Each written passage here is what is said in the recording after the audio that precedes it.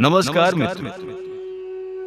अगर आप अपने जीवन की उलझनों से बाहर निकलना चाहते हैं, अगर आप गीता के ज्ञान को कहानी के माध्यम से समझना चाहते हैं, तो अभी चैनल को सब्सक्राइब कीजिए और इस गीता ज्ञान परिवार में आपका हृदय से स्वागत है। आज की यह कथा केवल सुनने के लिए नहीं है, आज की यह कथा खुद को बदलने के लिए है। कथा का विषय गीता कहती है, दुख बाहर नहीं है, दुख हमारे मन के भीतर है। जो मन को जीत लेता है वही जीवन को जीत लेता है। आज की कहानी है एक ऐसे मनुष्य की जो सब कुछ होते हुए भी हमेशा दुखी रहता था। कहानी की शुरुआत एक नगर में अमित नाम का व्यक्ति रहता था। अच्छी नौकरी, सुंदर घर, परिवार, सब कुछ था, लेकिन फिर भी अमित के चेहरे पर कभी शांति नहीं थी। कभी वह दूसरों की तरक्की देखकर जलता, कभी अपने भाग्य को कोसता, कभी भगवान से शिकायत करता। वह कहता, मैं इतना मेहनत करता हूं, फिर भी मुझे सुख क्यों नहीं मिलता।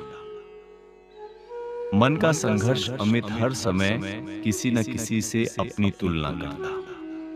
किसी के पास पैसा ज्यादा था, किसी के पास नाम, किसी के पास आराम, और इसी तुलना में उसका मन जलता रहता। गीता कहती है, तुलना ही दुख की जड़ है। गीता का संकेत। एक दिन अमित एक मंदिर गया। वहां एक वृद्ध संत बैठे थे। अमित ने पूछा, महात्मा जी, मेरे पास सब कुछ है, फिर भी मैं दुखी क्यों? संत मुस्कुराए और बोले, वत्स, क्योंकि तुम फल के पीछे भागते हो, कर्म में मन नहीं लगाते। गीता का उपदेश। संत ने कहा, गीता कहती है, कर्म करो, फल छोड़ दो। जो फल के पीछे भागता है वह कभी शांत नहीं रहता। कर्म को पूजा बना लो, फल अपने आप आए। जीवन में बदलाव। अमित ने पहली बार अपने भीतर झांका। उसे समझ आया, उसका दुख लोग नहीं, उसकी अपेक्षाएं पैदा कर रही थी। उस दिन से उसने निस्वार्थ कर्म करना शुरू किया। काम को बोझ नहीं, सेवा समझा। परिणाम, धीरे धीरे अमित का मन शांत होने लगा। वह दूसरों की खुशी में अपनी खुशी देखने लगा।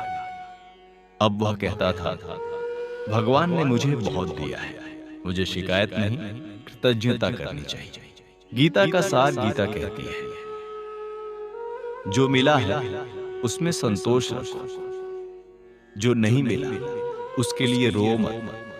अपना कर्म ईमानदारी से करो, ईश्वर पर भरोसा रखो, यही जीवन का सत्य है।